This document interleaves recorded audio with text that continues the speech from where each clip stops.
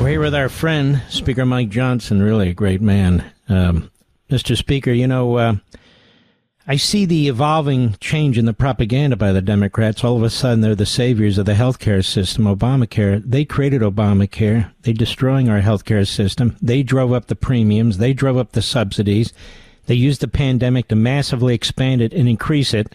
And now the impact's being felt because Obamacare is a complete failure. And their answer to you is, you either vote to massively fund Obamacare, not just have a vote, you even provide us with the outcome that we want, or we're not going to open the government. My question to you is this. Do they have some kind of health care reform bill that they would like to show the whole nation other than just keep talking about centralizing government-run health care and eliminate private care for employees and so forth? No, absolutely not. Thanks for having me on, Mark. They want to double down, triple down on this failed program. They're subsidizing it because it doesn't work. When the government subsidizes something, it means that it is failing. And you and I both know the original intent of Obamacare was to have it collapse upon itself. The architects of it always favored single payer. They want the government to be in charge of all health care. And they knew that this would be a route to that. What's happening right now was always inevitable, which is why no Republican ever voted for any provision of that. They did it to themselves. Some of them did it intentionally, and they knew it would come to this. So their solution now is keep throwing more money at a bad program, and it's failing the people. The costs have gone up 60% since Obamacare was created in 2010, and it's only going to get worse. And you want to do something about it, and the president does, and the Republicans do, and the sooner you can get back to appropriating funds in the normal way, you will address this, correct? That's exactly right. And I said in the press conference today, the only party that has any plan to fix health care, to make it more affordable, to increase access and increase the quality of care is the Republican Party. It's not the Democrats, because they're going to turn this over to the government. That was always the objective, and it's going to fail the people. So we have many plans. We have many ideas, many provisions, and it's not just talk, Mark. We're doing it. In the One Big Beautiful Bill, the Working Families Tax Cut, we put in real institutional reforms to Medicaid. Why? Because that was the lowest hanging fruit, because Medicaid is rife with fraud. We went in and weeded out. We eliminated the fraud, waste, and abuse. We got ineligible enrollees off the program, and we got able-bodied young men without dependents, for example, back to work. And what that has done is it's strengthened the program. It's saved it for the people who desperately really do need it and are entitled to it. It's young pregnant women, for example, the disabled, the elderly. And those resources were being drained because ineligible people were using it. We fixed that. We have ideas like that to tighten up and shore up healthcare and make it more affordable and accessible to people. We're the ones that can do it, not the Democrats. So don't listen to the talking points. They don't have any good ideas. They never have on this. They want the government to control all of our lives. And Exhibit A is the Mondami Express in New York City.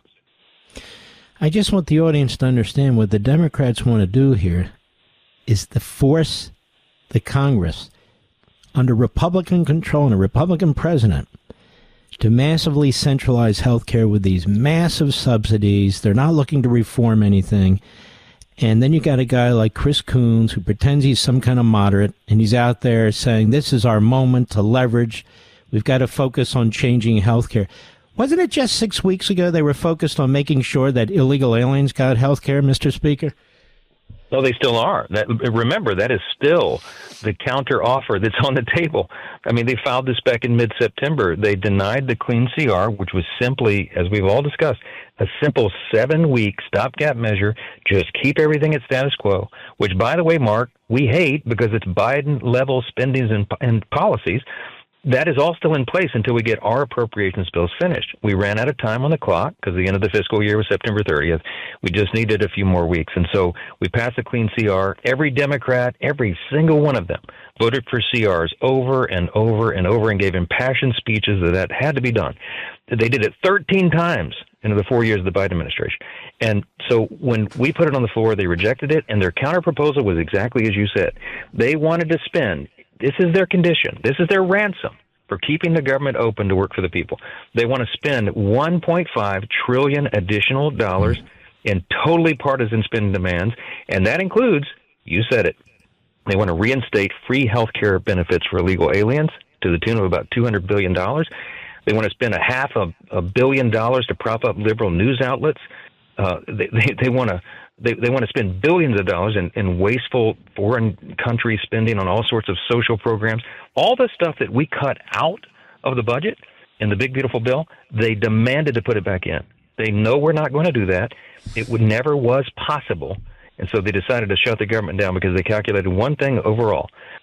They're more afraid of the rise of the Marxist radicals in their party than they are hardworking American people, because they believe the Marxists and the radicals will bring more pressure to bear than the people themselves. And so they decided to shut the government down to give themselves cover with the radical left so they can keep their jobs. That's what all this is about at the end of the day.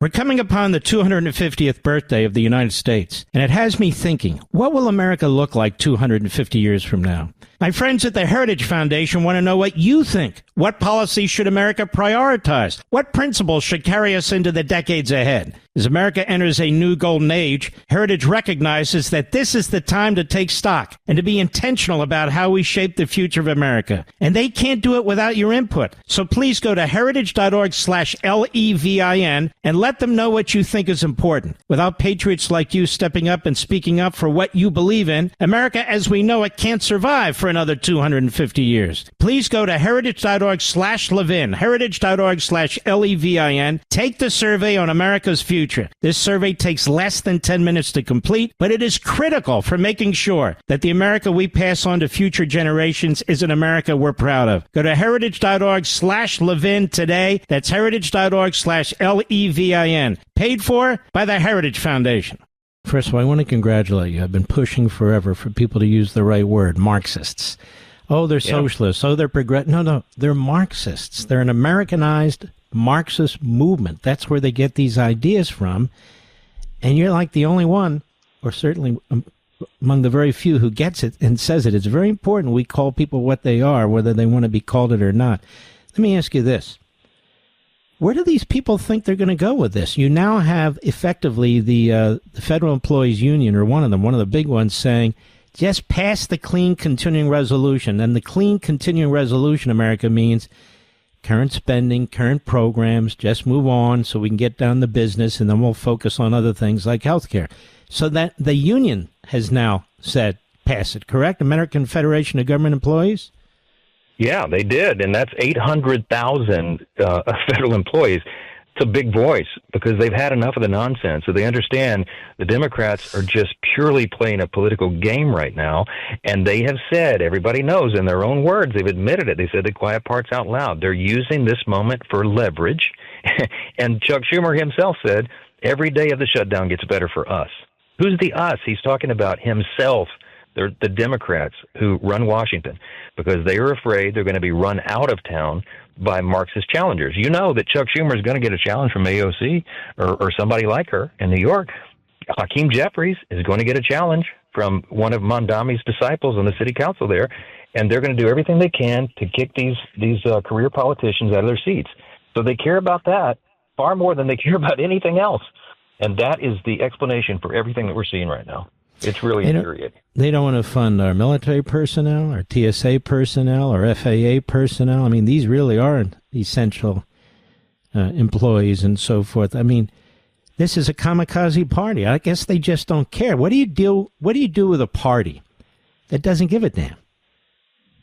Well, it's an unprecedented thing. I mean, this truly is, they're making history in all the wrong ways for all the wrong reasons. This is the first time in the history of the country that any party has chosen to shut the government down over a totally clean CR, a nonpartisan measure. They don't care. They have evaluated that they have to do this because they cannot face the radical base in their party any longer, and we're all made to suffer because of it. You have real harm, real hardship being experienced by real people across the country. And it's not just federal workers. It's not just troops and TSA agents and Border Patrol agents and, air traffic controllers and all the rest, the people that we rely upon to keep us all safe. It's also small business owners. It's the people that provide the jobs in every community across the country. Many of them work in many ways on government contracts. All that has been shut down. This is real harm for real people. And on November 1st, the SNAP benefits dry up. That means food and nutrition programs, food stamps we used to call them. I was just going to make it clear to the audience. That's food stamps. Go ahead. I'm sorry. That's food stamps, yes. 42 million people rely upon food stamps right now, and those programs are drying up because the money doesn't exist to fund it. The Democrats have done that, Mark. This is so clear. Republicans have voted 13 times between the House and the Senate to open the government, and the Democrats have voted 13 times to keep it closed. They are putting their own self-interest, their political futures, ahead of the needs of the American people, and we should never forget it. My concern is, Mr. Speaker, maybe in the Senate, that you'll get a couple of Republicans who say that's enough. They'll start to buckle. You've heard a few in the House, a few of the whack jobs in particular. And so it doesn't take many, and then we're off to the races in some kind of massive increase in government control over health care, no? Well, we're going to hold the line. I mean, I am heartened to tell you that the Senate Republicans, House Republicans are completely aligned on this. The White House, the president, I talk with them every day about this. There's no daylight between us. The Republican Party is more unified than it's ever been. And we're going to hold the line because we know we are doing the right thing for the American people. It has never been more clear. And at the same time, you're seeing a stronger contrast between the two parties than you've ever seen before. I mean, there's always been a difference, and you've been writing about this for years and pointing out the distinctions, but the chasm now is so wide, Mark. They're out in the open. They are Marxist, and they're running as such. You know, they used to try to hide it, but they don't anymore. And you look at the split screen. I mean, look at President Trump and the Republican Party delivering for the American people. I mean, we're solving the problems. We've cut their taxes. We're streamlining and cutting regulations to get the economy going again. We solved the border crisis. We're solving the crime crisis. We're cutting fraud, waste, and abuse out of government, and President Trump is solving wars around the globe, bringing peace through strength again. And what do you see on the split screen? The Democrats. We did everything I just described in the last 9 months. You know what they've done? Shut the government down. I mean, it's such a contrast, and everybody can see it. And there is no way for them to argue out of what they've done. Now, you were a litigator for conservative causes, and you used to listen to conservative talk radio. Isn't that correct? I did, and I learned a lot of what I know from listening to you, my friend. Now, what's the main town in your district? Shreveport, Louisiana. Yeah. Shreveport, Louisiana. Yeah. Yep. Northwest corner of the state. God's country. God's country. Well, I haven't been to God's country, but then again, I haven't been to most of the country, to be perfectly honest with you.